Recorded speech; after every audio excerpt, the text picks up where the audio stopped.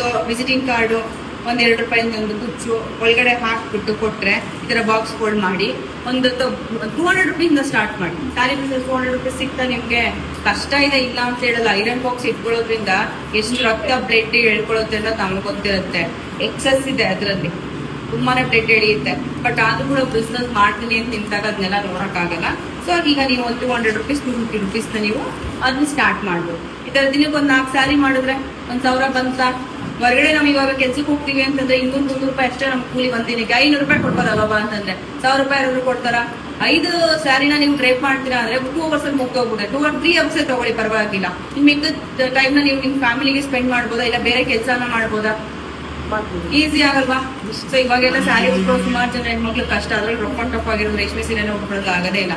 Mysuru silk ಉಟ್ಸ್ಕೊಳ್ಳೋಕು ಕೂಡ ಬರ್ತಾರೆ, ಯಾಕೆಂದ್ರೆ ಆಗಲ್ಲ ಅನ್ನೋ ಇಂಟೆನ್ಷನ್ಗೋಸ್ಕರ. ಉಟ್ಕೊಡಿ, ಡ್ರೈಪ್ ಮಾಡಿದ್ರೆ ₹500 ಇಸ್ಕೊಡಿ. ಸ್ಯಾರಿ ಬಾಕ್ಸ್ ಫೋಲ್ಡಿಂಗ್ ಮಾಡಿ ಡ್ರೈಪ್ ಮಾಡ್ಕೊಡ್ತೀನಿ ಅಂದ್ರೆ ₹500-600 ಇಸ್ಕೊಡಿ. ಬರ್ತಿದೆ ಅಲ್ವಾ? ಯಾರು ಬರ್ತಾರೆ ₹500-600?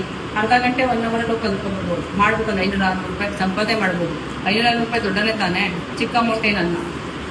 ಸೊ ಇವತ್ತು ನಾನು ಸ್ಯಾರಿ ಬಾಕ್ಸ್ ಫೋಲ್ಡಿಂಗ್ ಹೇಳ್ಕೊಟ್ಟಿದ್ದೀನಿ. ಈ ತರ ಸ್ಯಾರಿ ಬಾಕ್ಸ್ ಫೋಲ್ಡ್ ಮಾಡ್ಬಿಟ್ಟು ಇಟ್ಕೊಳ್ಳಿ ನಿಮ್ಗೆ ಮೆಜರ್ಮೆಂಟ್ ಸರಿಯಾಗಿ. ನಾಳೆ ಬಂದು ಇದನ್ನ ಸೆಲ್ಫ್ ಸ್ಯಾರಿ ಡ್ರಿಪ್ ಮಾಡೋದು ಹೇಗೆ ಅನ್ನೋದನ್ನ ಹೇಳ್ಕೊಡ್ತೀನಿ. ಓಕೆ.